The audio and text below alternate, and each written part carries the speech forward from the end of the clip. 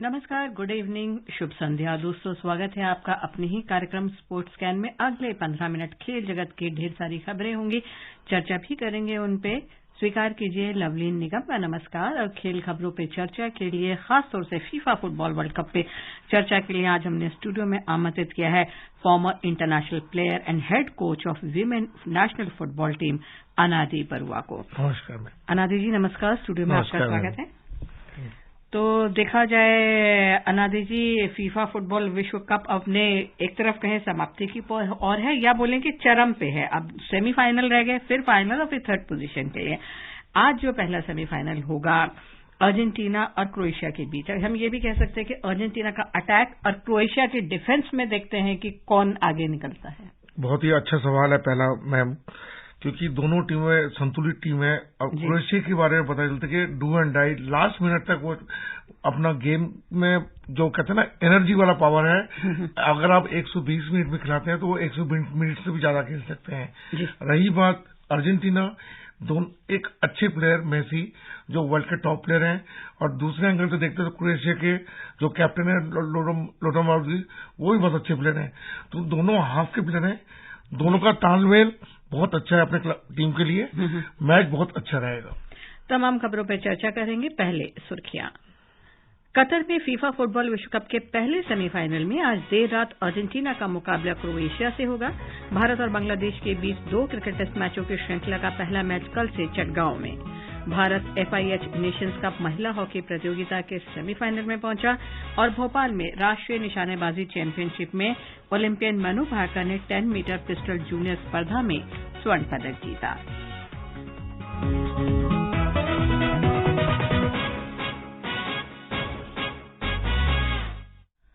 तो शुरुआत फुटबॉल के महाकुंभ यानी फीफा फुटबॉल विश्व कप से ही शुरुआत करते हैं। पहला सेमीफाइनल आज देर रात होगा 12:30 बजे। अर्जेंटीना के सामने होगी क्रोएशिया की टीम। पहले एक रिपोर्ट सुनते हैं प्रत्यूष के, फिर उस पर चर्चा करेंगे।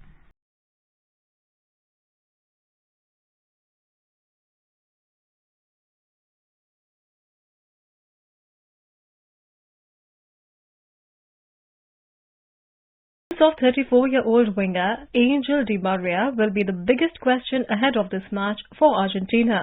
Rodrigo De Paul was also an injury worry, but he proved fit to start. On the other hand, Croatia have no injury worries to speak of heading into this match. Croatia's midfield played defense via possession against Brazil, with Marcelo Brozovic, Luka Modric and Mateo Kovacic producing a masterclass. That would be a winning formula against Argentina, as well as they hope to cut off the line-breaking passes that Argentina loves to deliver. But Messi's late career evolution into a clever creator operating behind the front line has intensified at this World Cup. He illustrated just how effective he can be with his superb defense-splitting pass to set up the opening goal in the quarter-final against the Netherlands. So, Croatia may deploy a marksman behind him. Despite Croatia's tactical masterclass against Brazil in the last round, Argentina are still considered heavy favourites in this semi-final match. With Pratyush Ghosh, this is Saira Mujtaba.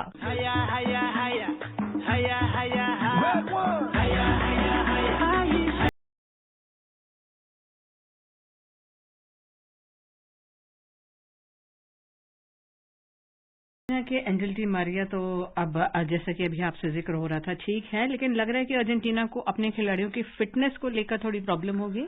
हाँ, एकदम ठीक, क्योंकि जो Di Maria जो थे वो बहुत ही अच्छे प्लेयर, अनुभवी प्लेयर, और उनका बायों पैर से जो खेलते हैं, पास से एकदम एक्यूरेट देते हैं। अगर वो खेलते हैं, लास्ट मैच में खेले तो टीम जीती है। लेकिन एक खराब बात है, 2 डिफेंडर उनके नहीं खेले, मार्कोस नहीं खेले, गोंजुला, दोनों रेड कार्ड मिला हुआ, तो 2 प्लेयर उनके बाहर चले गए। और टीम के अंदर जो मनोबल, जो डिफेंसिव जो है डिफेंस, लेकिन उनकी अच्छी है क्रोएशिया डिफेंस अच्छा करती है, और ये अटैकिंग हाफ इनका अच्छे हैं। तो देखना पड़ेगा कि आज के दोनों के अंदर क्या होता है। उस हिसाब से क्रोएशिया की तो सभी खिलाड़ी फिट है।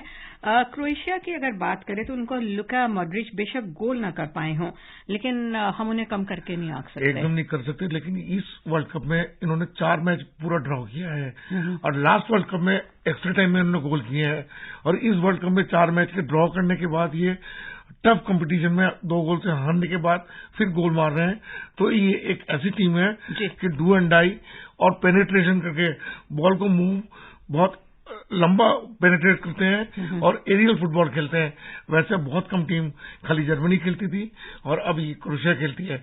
आज देखना पड़ेगा कि अर्जेंटीना स्लो पासेस जैसे फ्रांस खेलती है और टीका टका गेम, लेकिन वैसे अर्जेंटीना खेलेगी और ये एरियल फुटबॉल खेलेगी, तो दोनों में थोड़ा अंतर भी होगा। मैच थोड़ा फास्ट फुटबॉल होगा आज जी। क्रोएशिया की अगर इनके गोलकीपर की बहुत तारीफ करनी होगी, 4 पेनल्टी किक अभी तक रोक चुके हैं और अर्जेंटीना चाहेगी कि किसी तरीके से उन गोलकीपर को आज छकाएं। एकदम आपने सही कहा कि गोलकीपर टाई ब्रेकर के अंदर बहुत मुश्किल होता है गोल मारने। बड़े बड़े दिग्गज प्लेयर रॉबर्टो कार्लोस, ये आपका जो मेसी है, वर्ल्ड कप के अंदर इन्होंने 2 पेनल्टी मिस की है, इस वर्ल्ड कप में नहीं, फीफा के वर्ल्ड कप में। तो हर जितने भी अच्छे प्लेयर हैं वो पेनल्टी मिस करते हैं, लेकिन गोलकीपर की दाद देनी पड़ेगी। एंटीसिपेशन बहुत बढ़िया है और आई ऑन द बॉल थे गोलकीपर पता चल जाता है कि प्लेयर कहाँ गोल मार रहा है, तो बॉल रोकने में सक्षम है। तो उन्होंने टीम ऊपर लेकर आया दोनों गोलकीपर। इधर अर्जेंटीना की बात करें, मेसी ने अर्जेंटीना को सेमीफाइनल में पहुंचाने के लिए बहुत कोशिश की है और बहुत अच्छी भूमिका भी निभाई है। टीम को उसी तरीके से शायद लीड कर रहे हैं जिस तरीके से डिएगो मैराडोना 1986 में किया करते थे, तो बहुत अच्छा कर रहे हैं लियोनेल मेसी। इनकी तुलना डिएगो मैराडोना जैसे ही है। डिएगो मैराडोना पहले बोका जूनियर में खेलते थे, अपने वहां पर जैसे अपनी टीम को मनोबल और उत्साहित करते हैं, तो ऐसे ये मेसी भी कर रहे हैं। लेकिन मेसी ने अभी तक 4 गोल मारे हैं और सबसे बड़ी बात, एक अच्छा प्लेयर को जब कोई मैन मार्किंग करके रखते हैं, वो पासेस असिस्ट करते हैं दूसरे को गोल मारने के लिए, तो बहुत ही अच्छे पास और बायां पैर से एक्यूरेट पास, स्किल इतना बढ़िया है, तो ये देखने को मिल रहा है वर्ल्ड कप में। अर्जेंटीना का जब शुरुआती मैच सऊदी अरब से हार गया तो सब चौंक गए थे कि अर्जेंटीना को क्या हुआ, लेकिन उसके बाद उन्होंने वापसी भी की और बेहतरीन खेल भी दिखाया है। सबसे दुखद बात है क्योंकि अर्जेंटीना ने पहला मैच हार गई सऊदी अरब से, फिर उन्होंने मैक्सिको जीता, पोलैंड से जीता, लेकिन जो एशियन कंट्री से हारे हैं, इस बार एशियन कंट्री ने बहुत डोमिनेट किया है। जापान ने किया, कोरिया ने किया, सऊदी अरब ने किया, तो आस्ते आस्ते फुटबॉल थोड़ा यूरोपियन से आपको लग रहा है इधर आ रहा है, और साथ में आप अफ्रीकन देश में भी आ रहे हैं। क्रोएशिया देखिए, तो अब आपको लग रहा है जो यूरोपियन का एक तरीके से हम बोलते थे कि मोनोपोली है, उससे आके फुटबॉल और ओपन हो रहा है। एक्चुअली जितने भी प्लेयर्स हैं, जितने भी टॉप प्लेयर्स हैं हर कंट्री के, एशियन कंट्री के, वो भी यूरोपियन में जाके फुटबॉल लीग खेलते हैं, तो आस्ते आस्ते उनका पद्धति फॉर्मेशन जो और वो अनुभव फिर यहाँ। जापान की भी बात करें, आपने जिक्र किया, बहुत अच्छा जापान खेला और उसका सफर जहां तक रहा बहुत शानदार रहा। जापान जो ब्राजील से जीत रहे थे 2 गोल से, लास्ट में जाके गोल खा गए। तो जापान एक ऐसी टीम है जो डेड बॉल सिचुएशन में गोल मारती है। इंग्लैंड और जापान इस बार बहुत ही अच्छा, उन्होंने जो फिनिशिंग इतना बढ़िया दिखाया, इस एशियन कंट्री में सबसे बढ़िया फुटबॉल वही खेले। दूसरे सेमीफाइनल में कल देर रात 12:30 बजे मोरक्को और वर्तमान चैंपियन फ्रांस आमने सामने होंगे। शनिवार को होगा 3rd पोजीशन के लिए मैच। फाइनल मुकाबला रविवार को होगा। हम बीच बीच में दूसरी खबरें भी लेते रहते हैं अनादि जी, और फिर फुटबॉल पे तो चर्चा करेंगे ही। भारत और बांग्लादेश के बीच 2 क्रिकेट टेस्ट मैचों की श्रृंखला का पहला मैच कल से चटगांव में खेला जाएगा। रोहित शर्मा चोटिल होने के कारण श्रृंखला से बाहर हैं। दोनों टीमों के बीच एक दिवसीय श्रृंखला भारत 1-2 से हार गया था। रिपोर्ट। दोनों टीमों के बीच शुरू हो रही श्रृंखला में लोकेश राहुल की नेतृत्व क्षमता और बल्लेबाजी की परीक्षा होगी। भारत अपने सफर की शुरुआत जहूर अहमद स्टेडियम में करेगा, जहां की पिच पारंपरिक रूप से बल्लेबाजी के अनुकूल रहती है, जबकि मैच के अंतिम दिनों में स्पिन गेंदबाजों को मदद भी मिलती है। भारत को रोहित शर्मा, जसप्रीत बुमराह, मोहम्मद शमी और रविंद्र जडेजा की गैर मौजूदगी से नुकसान हो सकता है। भारत की अंतिम एकादश में 10 खिलाड़ियों का चयन लगभग तय है। टीम 3 तेज गेंदबाजों के साथ उतरेगी या तीसरे स्पिनर को मौका दे सकती है। ये देखना होगा कि अगर भारत 3 स्पिनर के साथ उतरता है तो कलाई के स्पिनर कुलदीप यादव को मौका मिलेगा या फिर बाएं हाथ के स्पिनर सौरभ कुमार पदार्पण करने में सफल रहेंगे। उधर बांग्लादेश आक्रामक क्रिकेट खेलने की योजना बना रही है। पिछले 22 साल से भारत के खिलाफ जीत के इंतजार को बांग्लादेश की टीम खत्म करना चाहेगी। मेजबान टीम के तेज गेंदबाज तास्किन अहमद इबादत हुसैन, शरीफुल इस्लाम के अलावा स्पिनर शाकिब ताइजुल इस्लाम पर भारत के खिलाफ टीम को पहली जीत दिलाने का दारोमदार होगा। बांग्लादेश की बल्लेबाजी मजबूत है। कप्तान शाकिब के नाम 4000 से अधिक रन दर्ज हैं। मुशफिकुर रहीम ने भी 5000 से अधिक रन बनाए हैं। विश्व टेस्ट चैंपियनशिप फाइनल में पहुंचने के लिए भारत के लिए ये श्रृंखला बहुत महत्वपूर्ण है। Vishal Sharma, sports can. Cricket में भी आपके थोड़ा जरूर शौक होगा, तो WTC वर्ल्ड टेस्ट चैंपियनशिप के लिए ये इम्पोर्टेंट है मैच। बहुत ही अच्छा लगता है इंडियन क्रिकेट, लेकिन ज्यादा से ज्यादा क्रिकेट मैच खेलने से थोड़ा मनोबल भी वो होता है। टेस्ट मैच को जीतना बहुत जरूरी है। आगे के जो जून जुलाई में जो होगा उसके लिए अगर एक भी टेस्ट जीतते हैं या एक भी टेस्ट नहीं हारना चाहिए, सारे ही मैच जीतने पड़ेंगे, तभी इसको फायदा होगा।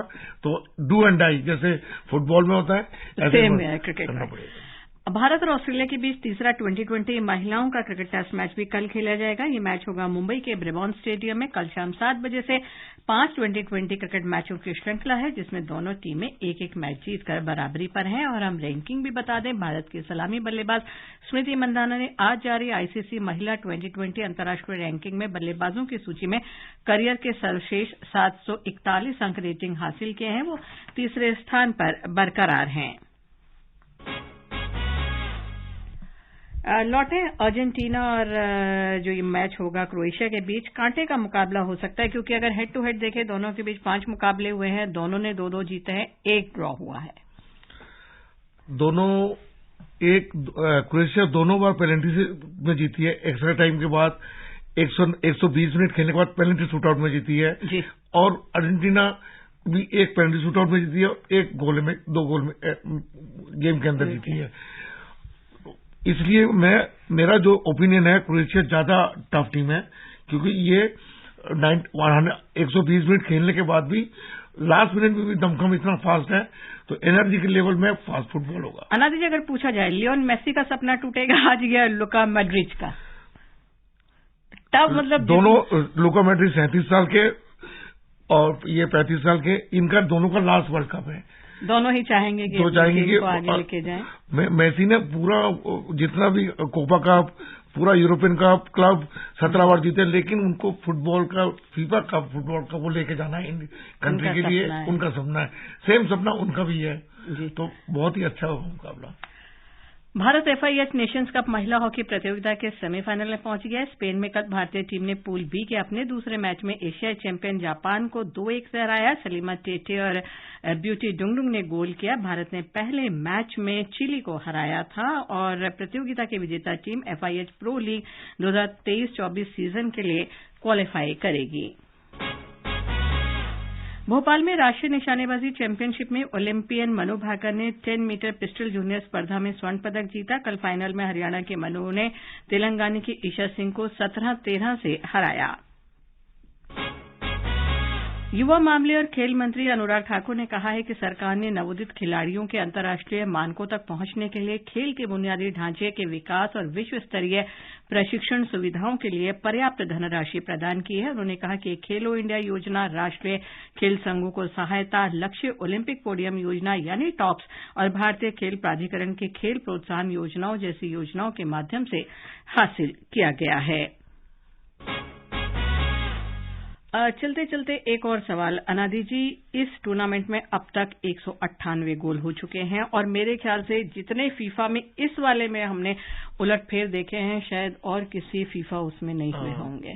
जी मैम, बहुत ही अच्छा सवाल पूछा, क्योंकि इस वर्ल्ड कप में जितने फीफा रैंकिंग 1, फीफा रैंकिंग 2, जो टॉप की वर्ल्ड कप की टीम है, 5 साल की विजेता टीम, वो बाहर हो गई। ऐसा वर्ल्ड कप में आज तक नहीं दिखा। आस्ते आस्ते रोमांच बढ़ रहा है। अब रोमांच और बढ़ेगा। 2026 में 48 कंट्रियां खेलेंगी, अभी तो 32 खेल रही हैं, उसमें और एशिया की 8 कंट्री होंगी, तो आस्ते आस्ते रोमांच ज्यादा होगा और फुटबॉल का मजा भी आएगा। जी, फुटबॉल का मजा भी आएगा जाहिर तौर पर जितनी ज्यादा टीमें रहेंगी। और जब कोई भी, चाहे फुटबॉल हो चाहे हॉकी हो या कोई भी, जब ओपन होता है, जब उसमें और आते हैं तो रोमांच तो बढ़ता ही है।